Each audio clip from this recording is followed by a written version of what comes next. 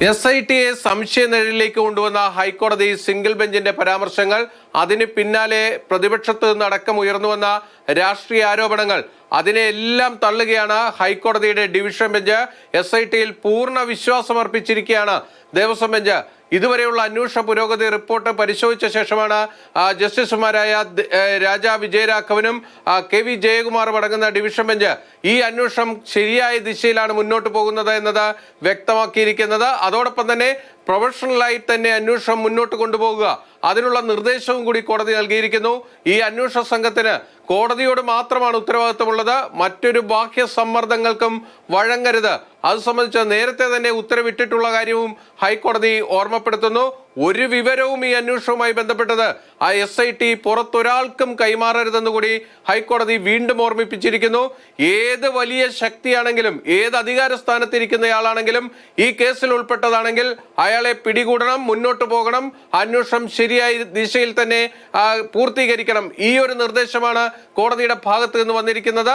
അതോടൊപ്പം തന്നെ ഈ അന്വേഷണത്തെ 4 ഘട്ടങ്ങളായി തിരിച്ചു മുന്നോട്ട് കൊണ്ടുപോകുന്നു എന്നതാണ് SIT റിപ്പോർട്ടിൽ നിന്ന് കോടതി വ്യക്തമാക്കിയിരിക്കുന്നത്. ഒന്ന്, 1998 UB ഗ്രൂപ്പ് അവിടെ സ്വർണം പൊതിഞ്ഞ സമയത്തെ കാര്യങ്ങൾ. 2, 2019 ശ്രീകോവിലിന്റെ കട്ടിളപ്പാളികൾ അഴിച്ച് വീണ്ടും സ്വർണം പൂശാൻ കൊണ്ടുപോയത്. 3, ദ്വാരപാലക ശില്പങ്ങൾ 2019 സ്വർണം പൂശിയത്. 4, 2025 വീണ്ടും ഈ ദ്വാരപാലക ശില്പങ്ങൾ അഴിച്ചു കൊണ്ടുപോയി സ്വർണം പൂശി. അങ്ങനെ 4 ഘട്ടങ്ങളായാണ് ഇതിന്റെ അന്വേഷണം നടക്കുന്നത്.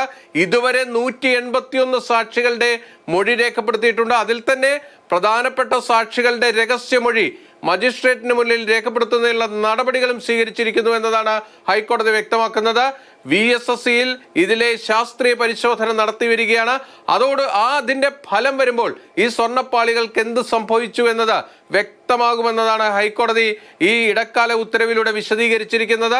അതോടൊപ്പം തന്നെ പുതുതായി ഈ അന്വേഷണ സംഘത്തിലേക്ക് ആവശ്യമെങ്കിൽ കൂടുതൽ പേരെ ഉൾപ്പെടുത്താനുള്ള അനുമതി അത് ഈ SITയുടെ തലവനായ ADGP H വെങ്കടേഷിന് കോടതി നൽകിയിരിക്കുകയാണ്. ഇത് സംബന്ധിച്ച കൂടുതൽ ഉദ്യോഗസ്ഥരെ ഉൾപ്പെടുത്തുമ്പോൾ അവരുടെ വിശദാംശങ്ങൾ നേരത്തെ കോടതിയിൽ സമർപ്പിച്ചാൽ മതിയെന്നും ദേവസ്വം ബെഞ്ച് വ്യക്തമാക്കുകയും ചെയ്തിരിക്കുന്നു. അതായത് സമീപ ദിവസങ്ങളിൽ 2 CIമാരെ അടക്കം ഈ SITയുടെ ഭാഗമാക്കിയപ്പോൾ അതിലും ചില കോണുകളിൽ നിന്ന് വിമർശനങ്ങൾ ഉയർന്നു വന്നു എന്ന കാര്യം ആ കോടതി ചൂണ്ടിക്കാണിക്കുന്നുണ്ട്. അത്തരം വിമർശനങ്ങൾ ഒന്നും വേണ്ട.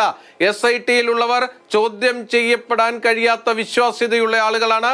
അവരെ തെരഞ്ഞെടുത്തത് ഈ ഹൈക്കോടതിയാണ് എന്നുകൂടി ആ വിമർശനങ്ങൾക്കുള്ള മറുപടിയായി ദേവസ്വം ബെഞ്ച് ഈ ഇടക്കാല ഉത്തരവിലൂടെ വ്യക്തമാക്കുകയാണ് ചെയ്യുന്നത്. അങ്ങനെ SITക്ക് മേൽ പൂർണ്ണ വിശ്വാസമർപ്പിച്ചുകൊണ്ട് എത്രയും വേഗം ഈ അന്വേഷണം പൂർത്തീകരിക്കുന്നതിനുള്ള ഒരു അനുമതിയാണ് ദേവസ്വം ബെഞ്ച് ഇപ്പോൾ ശബരിമല സ്വർണ്ണക്കൊള്ളക്കേസിൽ ഈ പ്രത്യേക അന്വേഷണ സംഘത്തിന് നൽകിയിരിക്കുന്നത്.